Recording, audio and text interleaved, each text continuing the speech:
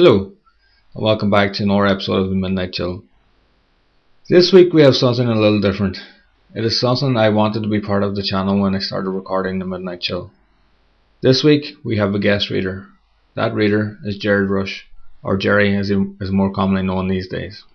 Gerard is a really old friend of mine, probably my oldest friend. He currently lives in County Cork with the missus. Together they are the proud owners of Sugarushe. Sugarushe makes fantastic cakes, cupcakes and loads of delightful little treats.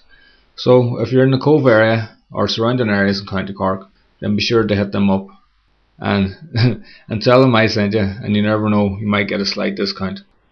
But no guarantees though, so don't hold me to that. I'll leave the links to their Facebook page, Twitter and Instagram and all that crack in the description below. Make sure to go give them a like and follow.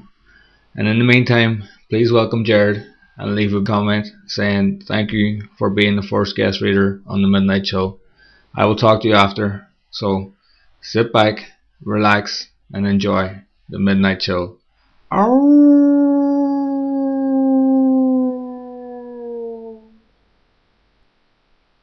Santa's Last Christmas. 'Twas the night before Christmas, when all through the house not a creature was stirring, not even a mouse. But in a secret lair below, the old man was hunched over his work table, making his final preparations. Tonight would be the night that he finally killed Santa Claus. He sat counting nails. He knew how many he needed to make the coffin sturdy.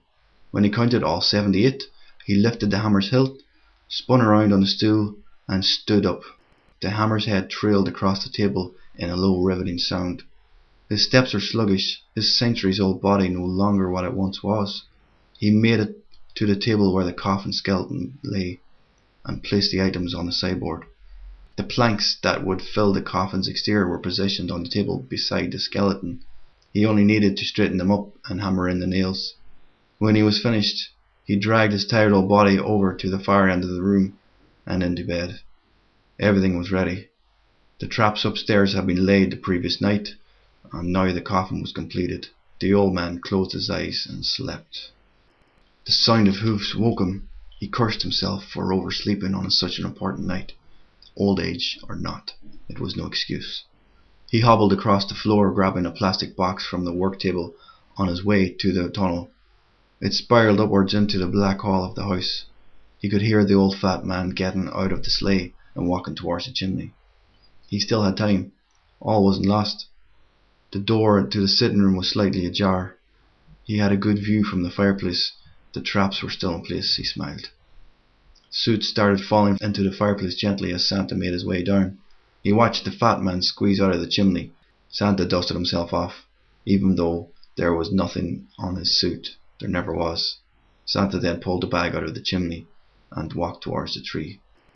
As Santa was placing the toys, the old man held the plastic box out in front of him, opened it, and pressed one of the buttons. At the fireplace, something shot out from the 4 marks he had placed and created some sort of shield over the opening. Santa heard the hum from it and spun around. The old man pushed the door open and confronted him. "You," Santa said, "what are you doing?" "I swore revenge on you, Santa, and tonight I will have it." "This is ridiculous," said Santa.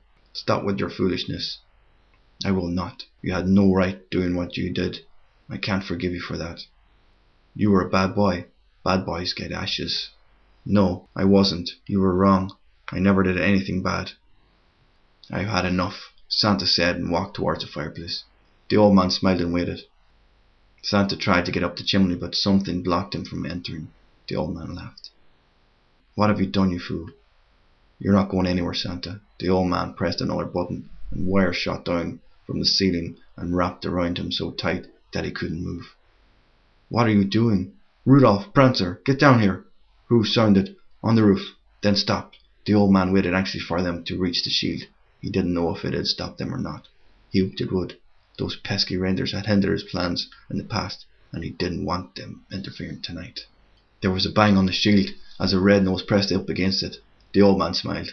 "Looks like they can't get in," he giggled and walked towards Santa. "Would you stop this foolishness? It's been going on for far too long." "Whose fault is that, Santa?" "It's yours. Why do you keep doing things like this?" "Because, Santa, you've made my life a living hell ever since I was a little boy." "I did not." "Yes, you did. I had no Christmas when I was 5. all because you left me a bag of ashes. Do you know what that does to a child? You were a bold boy that year. I had no choice.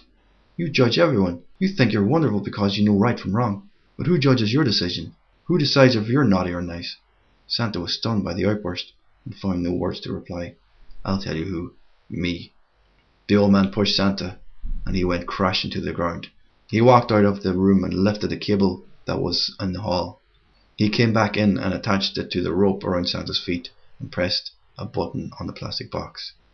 The lead tensed and pulled Santa out of the sitting room, through the house, and down the spiral tunnel into the lair. The reindeers were getting rowdy on the roof. The old man knew they were looking for a way in. The lead stopped pulling, and Santa was left lying on the ground near the table with the coffin. What are you going to do? I'm going to get rid of you once and for all, he replied while working with some electrical equipment. You can't do that. What about the children? Would that be the good children or the bad children? Both. You're a liar. You don't care what happens to the so-called bad children. You need to be punished for your crime, Santa. Don't do this. The old man ignored him and pressed another button. 2 mechanical arms extended from the wall. He moved 2 little sticks with his hands and guided the arms towards Santa. The device-like attachments at the end clamped around Santa's feet and upper body. They lifted him up in the air, and the old man maneuvered them above the coffin onto the table. Then he released the clamps and Santa fell with a smash inside. What? What's this? This, Santa, is your new home for eternity. Don't do this. Don't do this, Santa replied over and over again.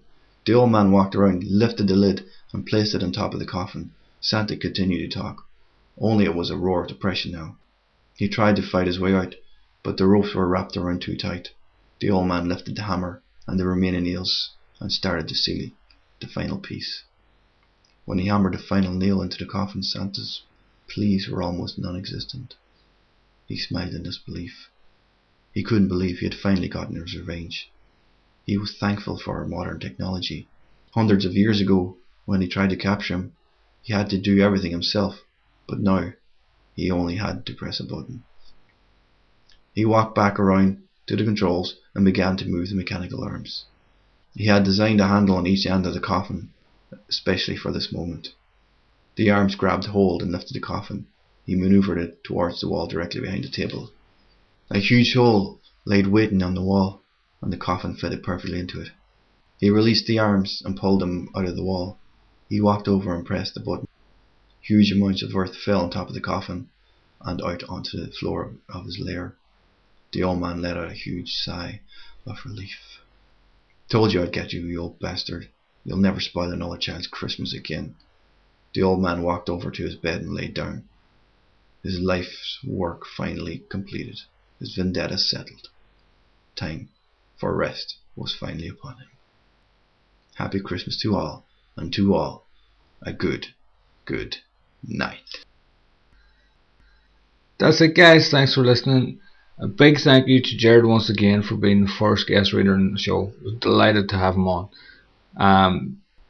There will be more guest readers in the future. I have a few lined up, but I don't know yet when they will be. But it is something I like having on the channel, so stay tuned for that. And even if you want to be a guest reader, then drop me a line. You never know. I might let you do it. Don't forget about Strings and Love's Curse. They're both available to buy on Amazon. Links in the description below for that. All my social media is in the link below. Yeah, I'll be back next week with my favourite Christmas story that I've written. It's probably one of my favourite stories out of everything that I've ever written. Probably the best Christmas horror story ever, so you won't want to miss that. So tune in next week, next Tuesday. Yeah, be prepared. Until then, AOI.